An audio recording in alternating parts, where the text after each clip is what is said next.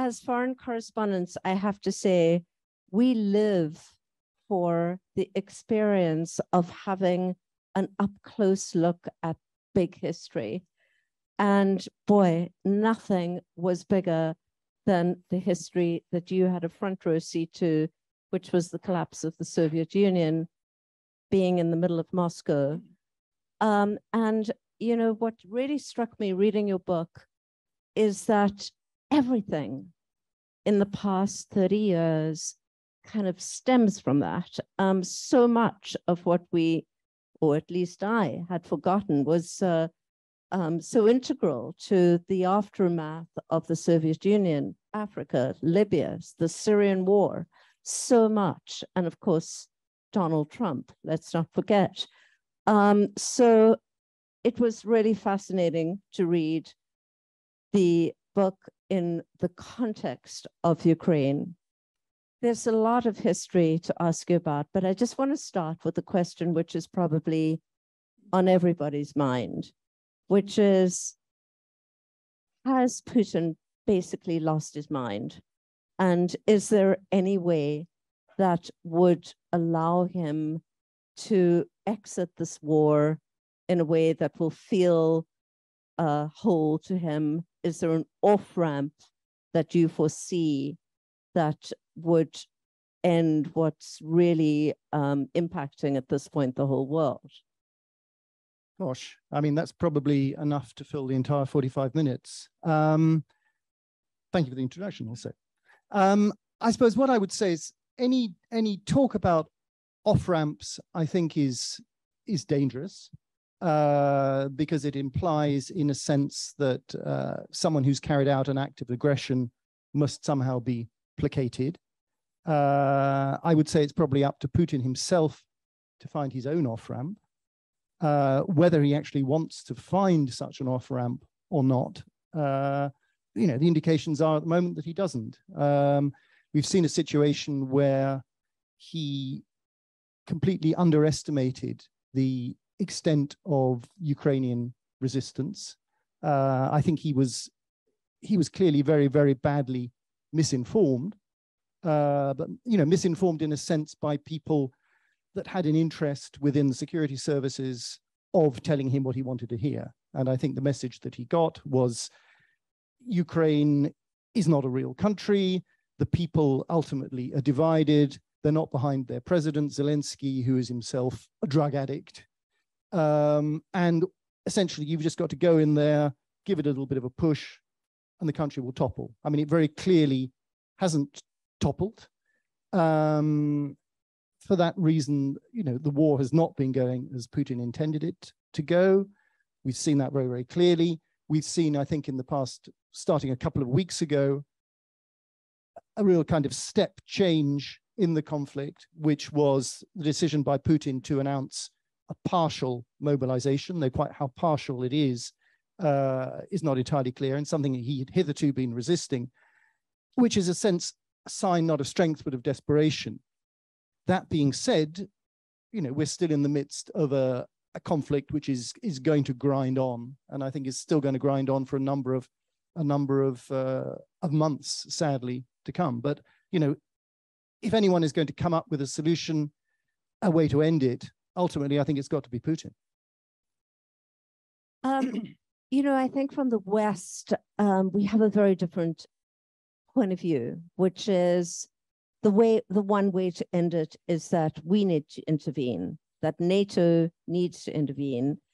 Now, you write quite a lot in your book, actually, which I found very interesting, that one of the terrible errors that the West made was around NATO, was effectively to dangle the prospect of Ukraine's entry into NATO, and then basically not doing it, leaving Ukraine completely vulnerable in a way that Estonia and Latvia and Lithuania were not. They were protected. So now, all these years on, in which it does seem like eventually Ukraine will get NATO membership, is this the moment in which NATO needs to intervene? or would that actually exacerbate the situation? I certainly, well, I mean, you know, the definition of intervention, I mean, effectively NATO is already intervening in the sense that it is supplying huge amounts of weaponry to, or the member countries of NATO have been supplying huge amounts of weaponry to the Ukrainians. They've been also supplying huge amounts of intelligence and doing an awful lot of training. Without all of this, clearly, the Ukrainians would long since have been beaten by Russia. You know, should NATO do any more than that, i.e. should they actively, you know, put NATO boots on the ground? I would say absolutely not, because that would be a further escalation. That would be a further challenge to Putin. You know, who knows where it would lead? But I mean, it's certainly the very opposite of the off-ramp that we were talking about a few moments ago. The whole question of NATO membership, the expansion of NATO after the end of the Cold War is a very fraught issue.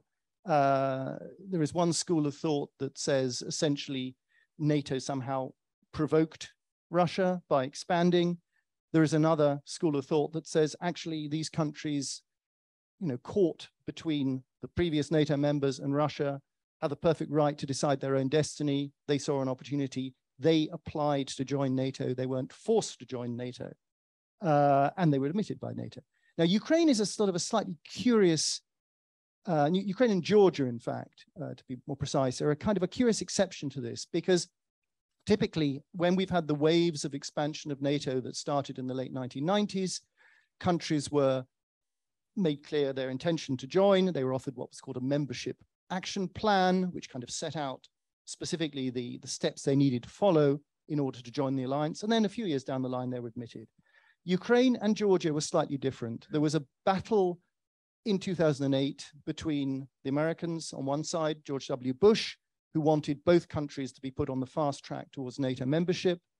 The European countries, particularly France and Germany, resisted that. In the end, there was a kind of a slightly messy compromise, which was that Ukraine and Georgia were told that they would both eventually become members of NATO, but no kind of path. So it was sort of set as a distant goal, which certainly in the current crisis has allowed, in a sense, has given Ukraine the worst of both worlds. It's been getting plenty of Western arms, but there was no very clear that NATO would not intervene to protect it. Yet on the other hand, the Russians could legitimately claim that the West was going to admit it. So in a sense, why was Ukraine left in that limbo? I mean, the answer lies partly in what went on within Ukraine itself, because in 2008, when it was offered this membership, Ukraine was run by essentially a pro-Western government. In 2010, Viktor Yanukovych, a pro-Russian, became the president. And, you know, he did not push for Ukraine to join NATO. So the whole kind of process became interrupted. Then again, in 2014, after the events of that year, when there was an uprising on the Maidan Square, Yanukovych was toppled, a new pro-Western government came in. The issue came back on the agenda, but nothing more was done about it. So, you know, in a sense, maybe something could or should have been done between 2014 and present day. But again, there were problems, there were hesitations both on the European side and also on the American side.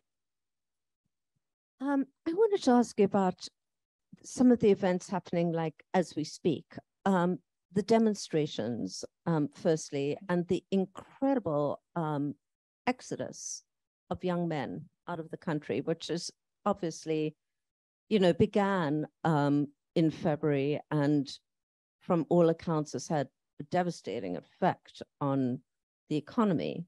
But to what extent are we viewing this through a very narrow Western prism? Do we know anything about whether or not the great majority of Russians effectively support this war and are behind Putin? And what will it take for there to be effectively a kind of putsch, to use a Russian word, right? Or is Putin just able to ride this out? I mean, polling is conducted in Russia. I mean, one has to maybe take the results with a pinch of salt, but I think there are various people around who are able to get some idea of the mood. And I think a quite convincing thesis that I've seen is that essentially there are three groups within Russia. There's maybe a hardcore of about maybe 20% or so who are implacably opposed to the regime, who are implacably opposed to the war, many of whom themselves chose to leave after February. And these are the people essentially who were already demonstrating in February, those that were still in Russia, have continued to demonstrate, but who the regime initially was not hugely worried about, because they knew that, with a degree of repression, you could basically shut these people down. I think at the other extreme, there is probably an equal number of people who are really enthusiastically have bought the kind of the Kremlin line, who are convinced that what Russia is doing is right. They want to press on. They want to accelerate the military effort. These people are obviously represented within Putin's entourage, sort of senior members in the security services, the army, obviously. These people are important because Putin has to keep these people on board, because they're the ones that if there was going to be some kind of a palace coup against him, a rerun of what happened to Khrushchev in 1964, who was deposed in a sense, slightly differently, but it was sort of by the Politburo, but it's a slightly different case maybe, or by the hardliners who temporarily toppled Mikhail Gorbachev in August of 1991, when he disappeared before coming back to Moscow. So those kind of people, they're there and they're sort of on board. Their feeling is that the war should be fought more strenuously, that more resources should be put into it, that it should have been declared a war rather than a special military operation right from the beginning. So that then leaves in the middle a much larger group of people, I think. And these are the people who are kind of fairly patriotic, not particularly enthusiastic about Putin, but don't particularly see an alternative to him, and who were not terribly worried about the war as long as it was something that was happening a long way away from them, that was happening on their television screens, of which they were only shown, obviously, the good bits from a Russian point of view. So the problem is that by introducing mobilization, a lot of these people will be men of military age, or they'll be the mothers of men or the fathers of men of military age, or the brothers or the boyfriends or the husbands or wives or whatever, getting myself tangled out there. And suddenly that has, this group suddenly finds that this is not a war in a faraway place. This is turning into Afghanistan, Soviets, Afghanistan, part 2. This is going to be people going made to fight, people going back. And, a lot of them might agree with the war, but then they can see that the war is being waged very badly. They've heard the horror stories of lack of equipment, of lack of facilities and so on. So a lot of them are facing the prospect of going to fight in a war that they may or may not think is a particularly just cause, with a very large chance that they're not going to come back alive. And that, I think, has really changed the situation. And we have seen the demonstrations. No, the whole of Russia isn't demonstrating, but a lot of people are, and it's been happening in a lot of different places. And more importantly, there are the people who are just heading south to Georgia, heading to Kazakhstan, trying to head northwestwards out through Finland to the extent that they can actually do that. Cue ironic headlines saying, well, Putin has made a massive deployment of troops on the Russia's border with Georgia, but it's not to invade Georgia, it's to stop the Russians getting out. So it's quite serious. I mean, the latest twist in this is that they've, people who've been demonstrating have found when they've been arrested by the police, they've been served with their call-out papers. And also even on the border in Georgia, apparently they're now setting up a a recruiting post. So you think you're leaving the country. In fact, you get called in and served your recruitment paper. So it's, you know, it's worrying, and it's spreading across the country. I mean, it seems like such a disjuncture between the two sides of this war now. You have, you know, these forced conscripts facing this incredibly mobilized Ukrainian forces, including all the territorial forces made up of regular civilians who are totally, by all accounts, prepared to go and die for their country. So I guess it remains to be seen, like, how these new conscripts actually fare on the front line. But the question is, if, for example, there is a kind of palace coup, as you say, against Putin, or even if Putin, you know, drops dead of a heart attack tomorrow, are we sure that there's going to be some kind of liberal democracy that emerges, or could it be perhaps even worse? I think sadly, I think it's very unlikely that a liberal democracy will suddenly emerge. I think the most likely scenario will be, you know, that change will come through the Kremlin rather than coming from the streets. And, you know, by definition, the people that Putin has got around him think much the same way as he does, otherwise they wouldn't be there. Yet perhaps someone coming in might be in a better position, perhaps to distance himself, and it will be him, I suspect, from Putin, maybe construct this off-ramp we've spoken about. But, you know, in a sense, it's all this, unfortunately, is speculation, because, I mean, knowing what is going on within the Kremlin is hugely difficult. You know, by definition, it's a little bit like the British royal family. I think those people that really know what's going on that don't talk about it, and everyone else are the ones talking about it. And that is, in a sense, the same problem. I'm not sure how King Charles would be, how King Charles would feel about being compared to the Kremlin. But anyway, we'll leave that for another time, I think. So, you know, I found one of the most interesting aspects of your book being tracing all the moments in which the US in particular might have taken a different kind of stance and didn't, and what the consequences of that were. And you speak especially about the lack of respect for Russia after the collapse of the Soviet Union. The US was riding high. It was a unipolar world. You know, the US loved it. And you had John McCain, I believe, was the one that called Russia a gas station masquerading as a country. And Joe Biden called it, it was sitting on top of an economy that has nukes and oil wells and nothing else.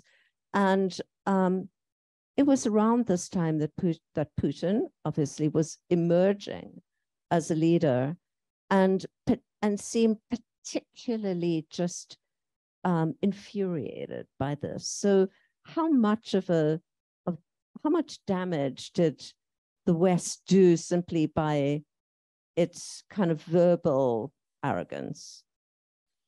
Yeah, I mean, I think that the situation, I mean, as you mentioned, alluded to in the introduction, I was living in Russia at the time. I was there from 1988 until 1995. So I sort of experienced this transition. I think the problem was that in a sense, what happened between 89 and 91 were three separate things. Certainly from a Russian point of view, there were three separate things. One of them was the end of the Cold War, which I think most Russians thought was a universally good thing, I suppose, with the exception of those that worked in military factories that suddenly found themselves out of a job. The second thing was the end of communism. Again, you know, most people had lost belief, lost faith in it. They were just sort of going through the motions by the end of things. But, you know, there were still a few true believers who were, you know, genuinely sad that communism had ended. And the third was the breakup of the Soviet Union, which among Russians was not at all popular. So you have these three separate things from a Russian point of view. From a Western point of view, particularly from an American point of view, because this is the whole story, I think, of the past 30 years is really about American-Russian relations. It was just, you know, we've won. It's all over. It's all sorted. We'll move on to other things. And there wasn't a huge amount of respect shown towards Russia. But then, you know, Russia, in a sense, didn't seem that worthy of respect. Certainly during the 1990s, this whole sort of lost decade, I think, as Russians see it. I mean, it was presided over by Boris Yeltsin, the Russian president, who at the beginning of his tenure in 1991 played a sort of genuinely heroic role in sort of seeing down the hardliners who'd ousted Gorbachev temporarily in the coup. But as time went on, became increasingly sick. His alcohol problem grew. He became increasingly incoherent. So, you know, Russians themselves lost a little bit of pride. They looked at this man who was their leader, and he came across as a drunk. Russia itself was chaotic. Economically, it was chaotic. Politically, it was fairly chaotic. So you had this situation that developed during the 1990s, where Russia was sort of there. It was still a huge country. It was still, you know, its people were still a sort of a proud people. They weren't prepared to behave in the same way, for example, as the peoples of sort of smaller Central Eastern European countries, the Poles, the Hungarians, the Czechs, whatever. They all accepted, in a sense, that they were going to become part of Europe. They were going to become part of essentially an American-dominated world order. The Russians, you know, never quite got their head around that, never really wanted to do that, could never see themselves in a subservient position. But so what changed? What changed is that Yeltsin essentially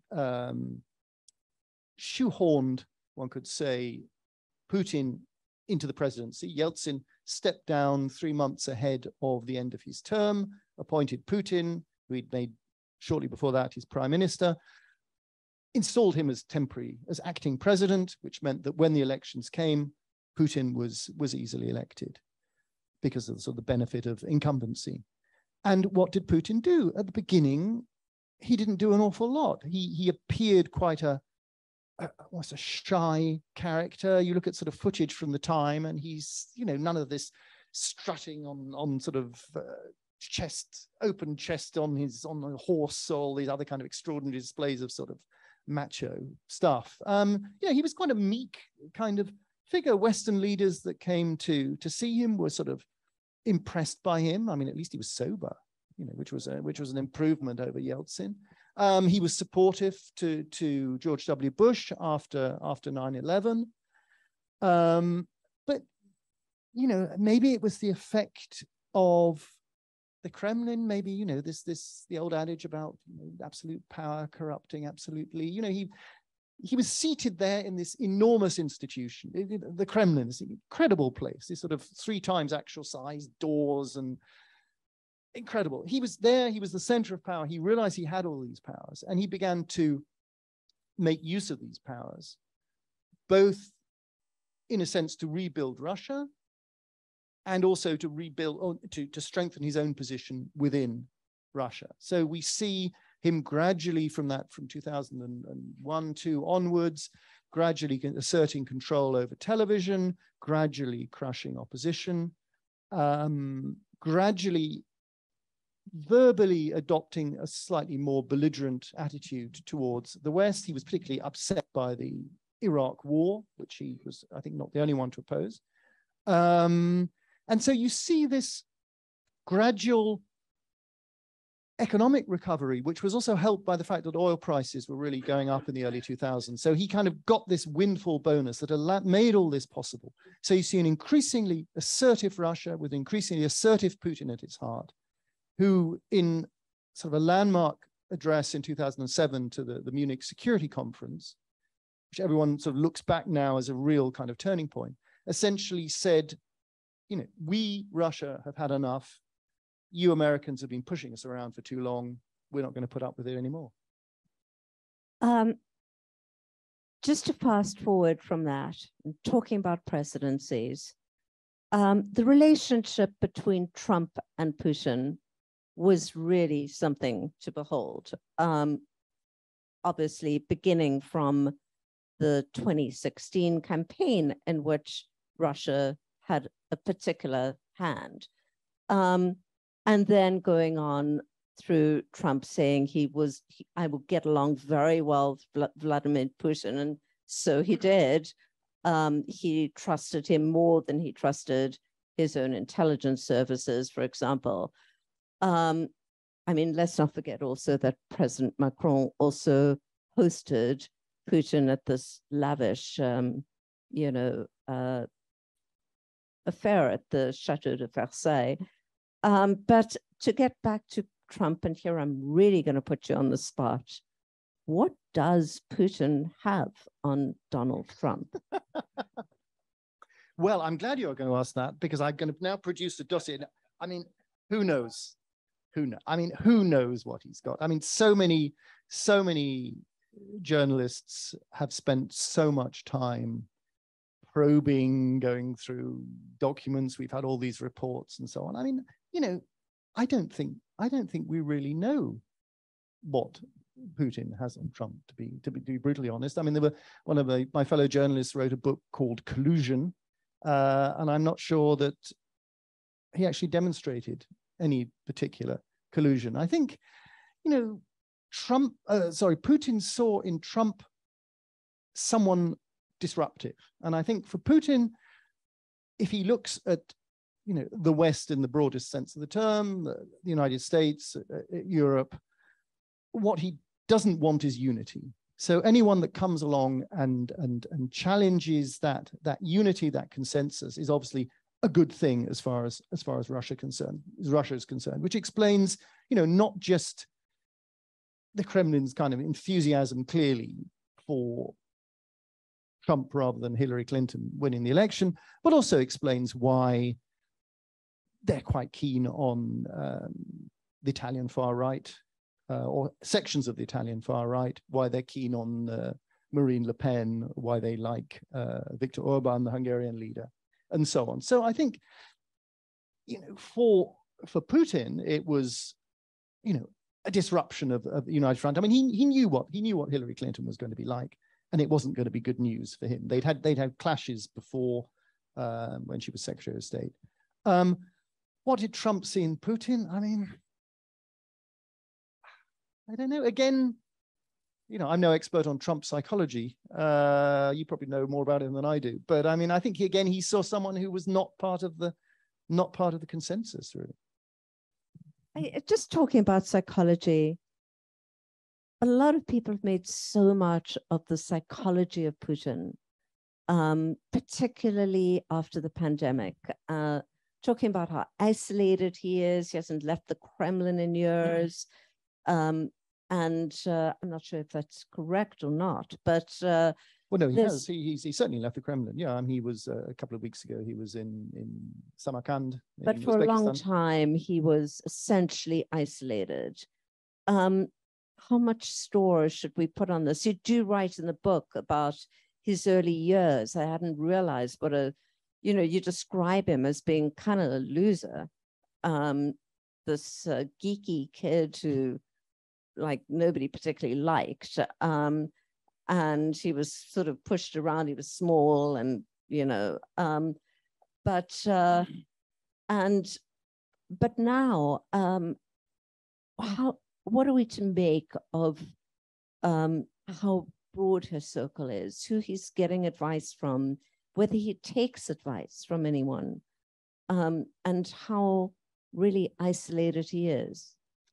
I think, lockdown had an odd effect on a lot of us. I mean, most of us refrained from invading a neighboring country as a result. But no, I mean, more seriously, I mean, I think he certainly narrowed, as far as one can tell, he certainly narrowed down the contacts that he was having. I mean, even before lockdown, he he wasn't sort of going out meeting the people. He wasn't doing sort of Macron style, let's meet the people and have a grand national debate kind of stuff. You know, that's clearly not his style. So he was always, you know, surrounded by a relatively narrow group of people. During lockdown, he in fact left the Kremlin, went to one of his other residences in Novogorova, where, you know, he was seeing far, far fewer people. I mean, the suspicion is that he just became somehow psychologically even more disconnected from the country than he was already. I mean, you know, a lot of, as you say, a lot of people have psychoanalyzed or attempted to psychoanalyze Putin, again, without being anywhere near him. But there is, I think, Macron himself, who's had a number of telephone conversations with him over before COVID, after COVID, before the start of the war, after the start of the war, also claimed to have detected some change in his attitude, perhaps a sort of hardening in his attitude. And, you know, I think the suspicion is that the decision to actually to invade was taken by a very, very small group of people around him. I mean, we saw there was a sort of extraordinary television footage when he summoned members of his Security Council and one by one got them to give their opinion in this sort of very, very strange event, one of the very, very strange events that ran up to the invasion itself. But, you know, he's, you know, would he have invaded Ukraine had there not been COVID? Who knows? I suspect probably he may well have done, I think, because there was a sense, I think, in which, crazy as it seems militarily, he almost saw Ukraine drifting, or in danger of drifting out of Russian orbit, and also saw perhaps a window that was kind of closing, and wanted to act before that happened. I think we only have a minute or two left. And so I think I just want to ask one last question. It's hardly a throwaway question, but how seriously should we take Putin's threats of using nuclear weapons of some kind? Yeah, I mean, it's clearly alarming. Risk of understatement. I mean, I think it's also notable that this, you know, this threat has been implicit almost from the beginning. The particular attention was drawn to it a couple of weeks ago when he announced the mobilization, when it was also announced that there would be referendums in 4 regions of Ukraine, which have been taking place in the last few days, referendums on joining Russia, and where, surprise, surprise, the vote in favor ranges, I think, from 87% to disappointing 87% to a much more reassuring 99%. Now, the link between these two things is that Russian military doctrine, it said, allows the use of nuclear weapons to defend the country, to defend Russia. So if, as we expect, and I think the expectation now is that next Tuesday, these 4 regions might themselves formally become part of Russia. You know, in a sense, from that point on, Russia would be justified in using, according to its own doctrine, using its military, using nuclear weapons if these regions were attacked.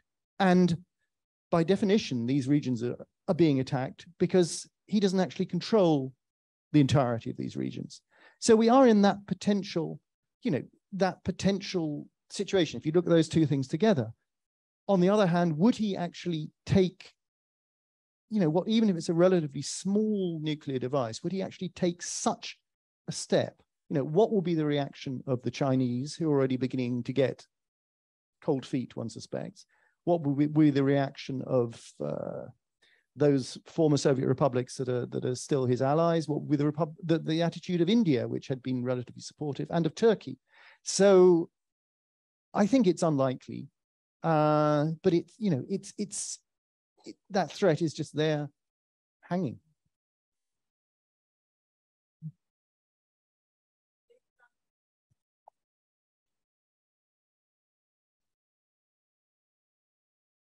Are there any questions? Yes.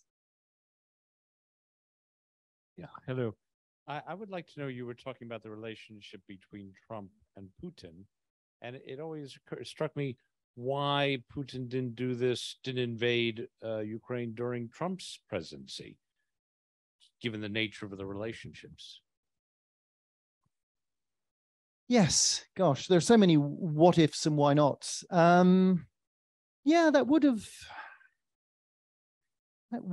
have been logical, I suppose. I'm sort of thinking aloud because I never thought of that question before. Let's say the situation in Ukraine was different. Zelensky only became president in 2019, but then again, his predecessor was, even if he wasn't as charismatic as Zelensky, he would have still put up a big fight as well.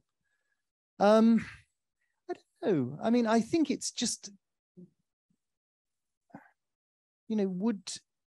partly perhaps maybe Putin thought that Trump was unpredictable. Maybe we're into sort of the territory of the sort of the madman kind of theory. If people think you're completely crazy, then maybe you can get away with stuff.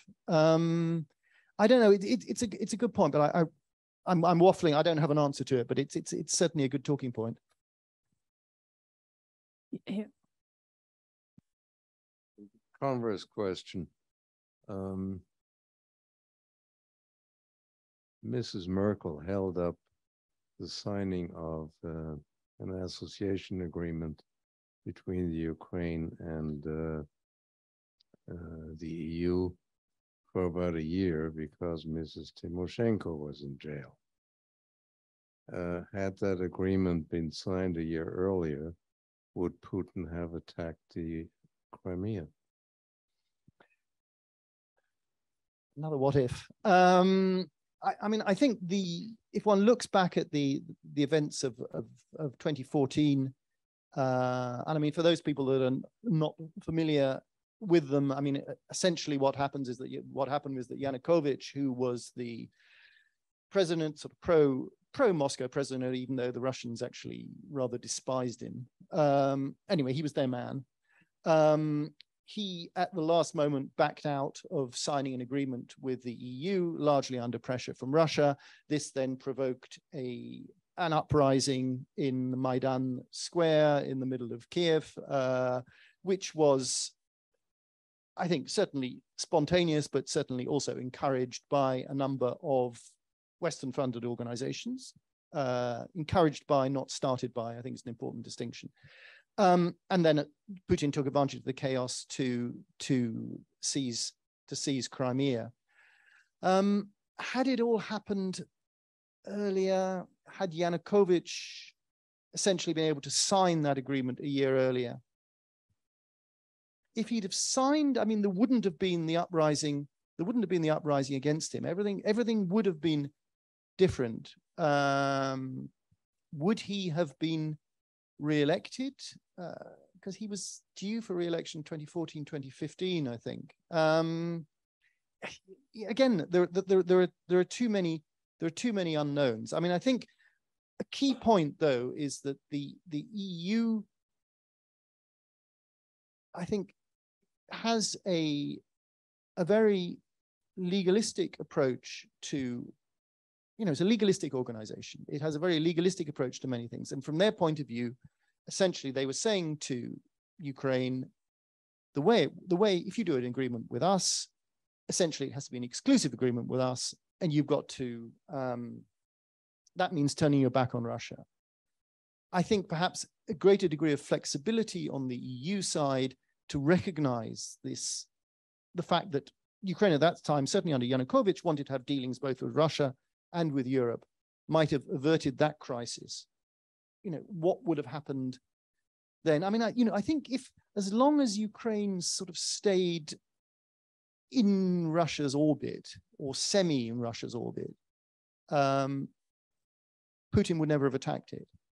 I think what happened was that he just felt that it was drifting outside his orbit, and that was why he then acted.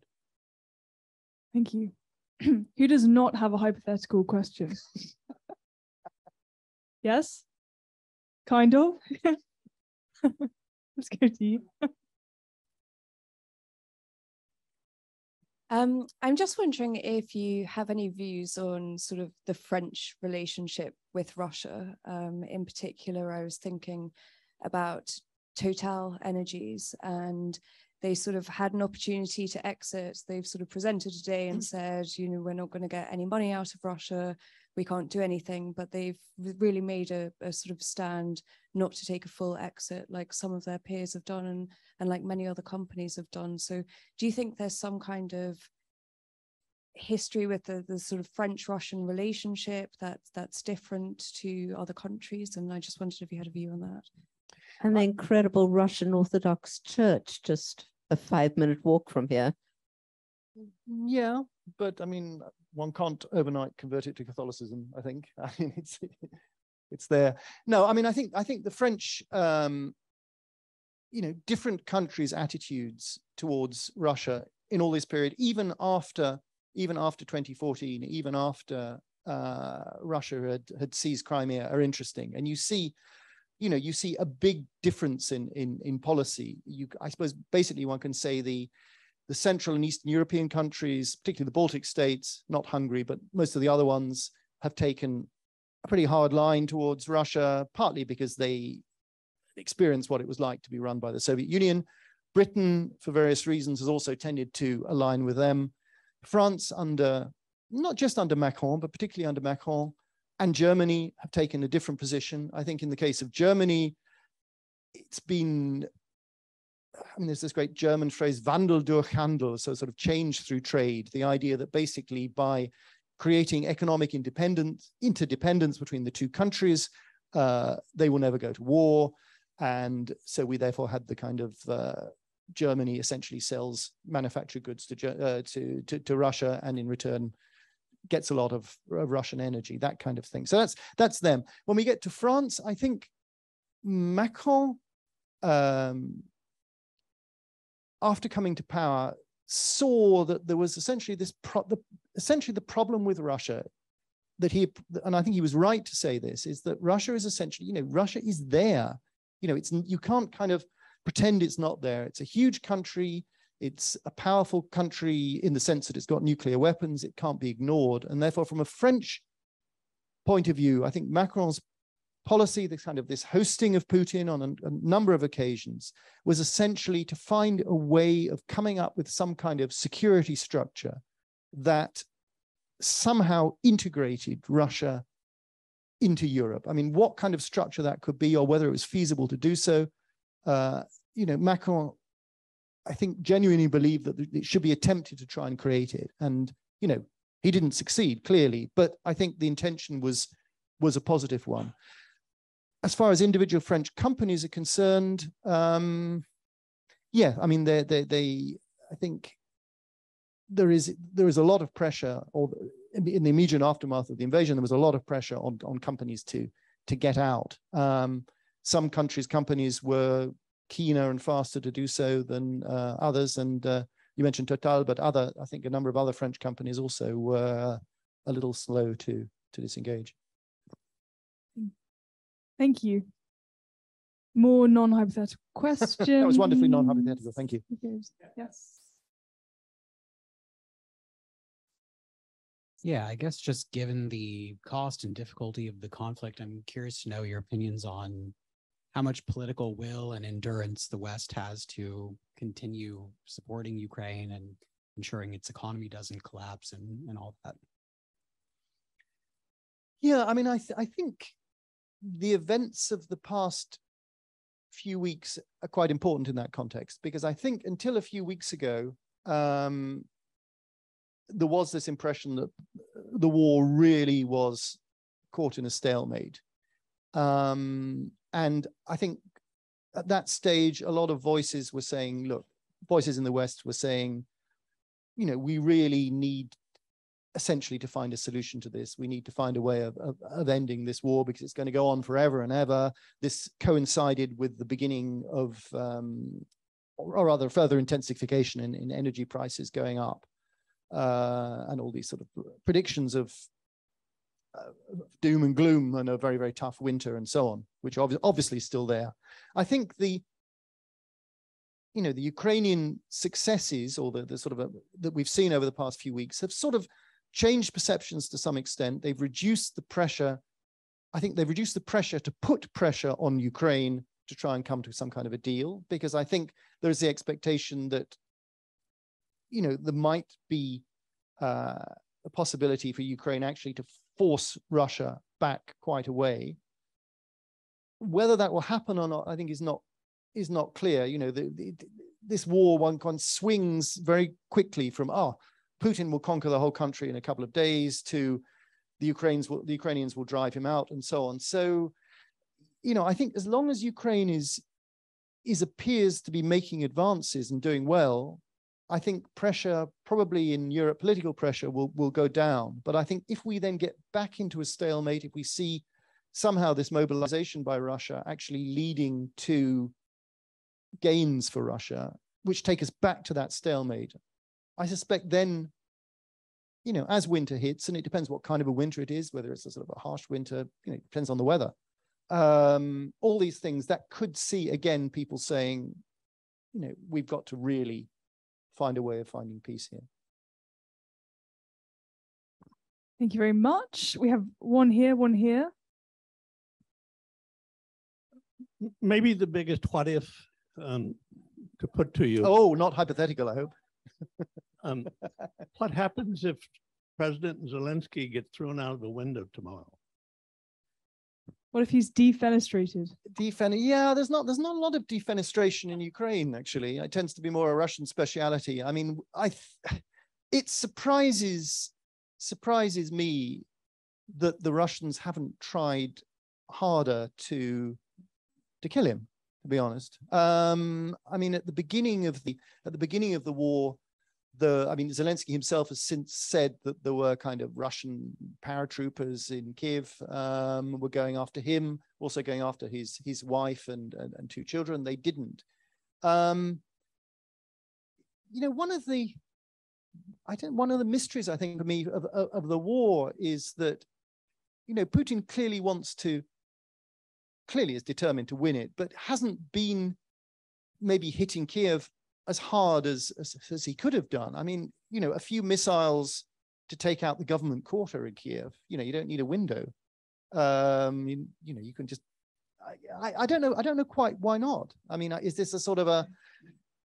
Is it some kind of courtesy that is extending towards Zelensky? I think it's a bit unlikely. Is it maybe a feeling that we've started this whole war as a sign of the kind of to bring these wayward Ukrainian brothers, our Slavic brothers, back into the fold? We're both descended from Kiev and Rus, 1,200 years or so ago. Maybe it's not a good look then to blow up the middle of your shared capital of, where your origins were. But I think windows are not what he should fear. I think it's something a little bit more substantial and more explosive.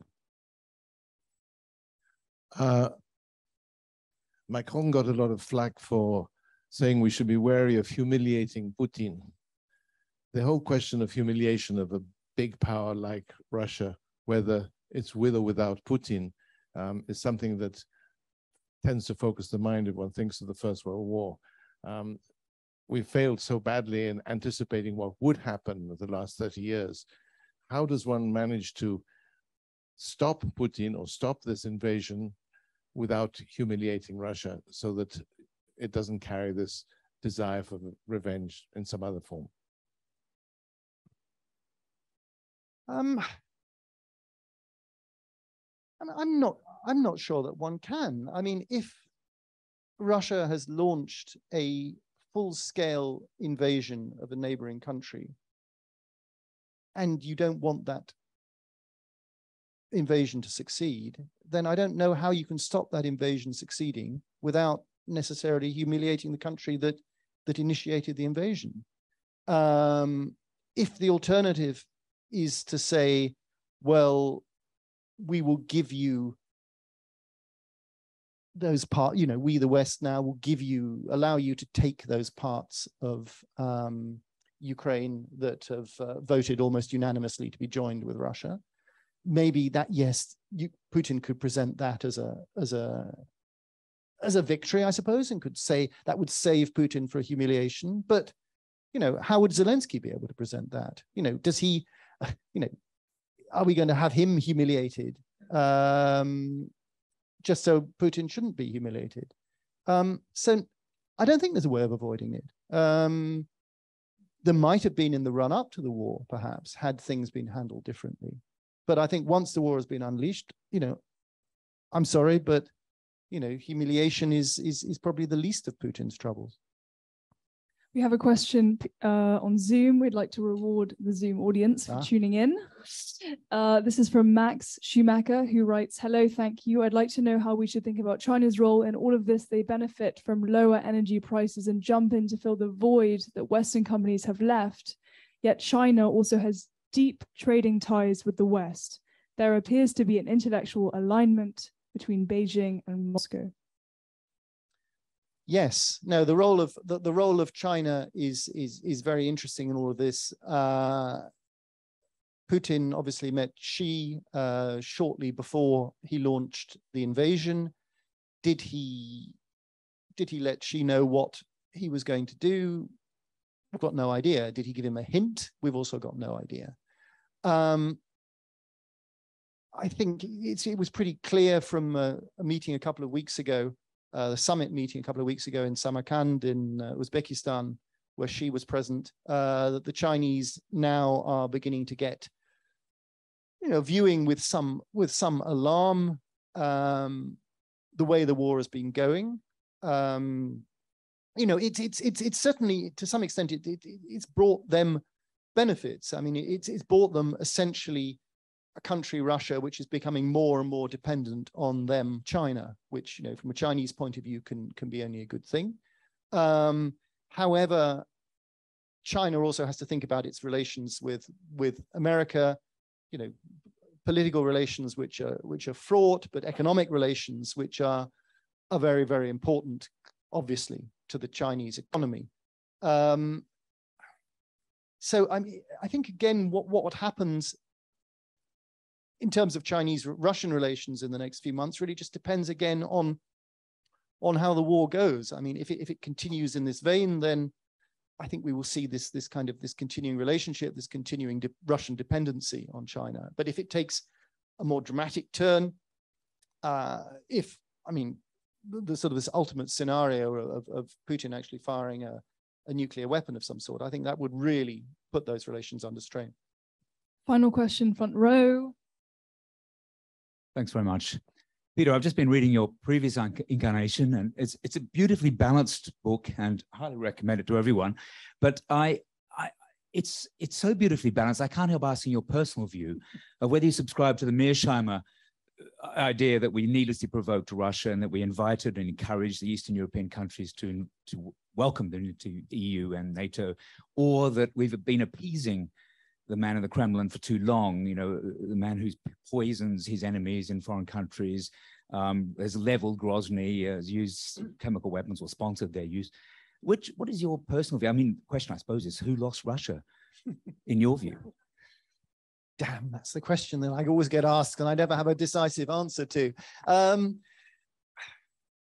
You're right. I mean, we do have these two almost conflicting interpretations. One, as you point out, is the Mearsheimer, the sort of so-called realist view, almost the Kissinger view, that we kind of drove. We drove Russia. We cornered Russia. We left them with no alternative. Then you have the other view, which is clearly that Putin was going to go and do this anyway. I mean, I had a discussion with someone about this at a similar event in London a couple of days ago, and he said, "Well, is it the swamp or is it the monster? Is it this whole sort of background in Russia and what was going on in Russia that created the situation, or is it just Putin himself? Is it the great man or not so great man of history theory? Is it the sort of the broader trends? I don't know. I think that essentially it does go back to the 1990s. I think there were fundamental misunderstandings on both sides. There was a climate that was created that prevented Russia and the West being allies. I think the Russians were left with the impression, fueled by Putin, that they had been mistreated by the West, that they had been manipulated, they'd been taken advantage of, and so on. That was a very useful kind of feeling for him, a sentiment for him, because that, again, using that, this idea that we have enemies abroad, we're encircled, increasingly encircled, provides a justification for domestic repression, provides a justification for, increasingly tough line, increasing military spending, and so on. So the two become kind of reinforce each other. And, had we not expanded NATO, would Putin have still attacked Ukraine? I mean, who knows? But if we hadn't expanded NATO, what would have actually been in that area? What would have happened to those countries? Would they have been gradually sucked into the Russian orbit? Would they have been caught in a kind of a no man's land? We don't know what would have happened to them. It would have been, in a sense, whatever outcome, it was going to be unsatisfactory in one way or another.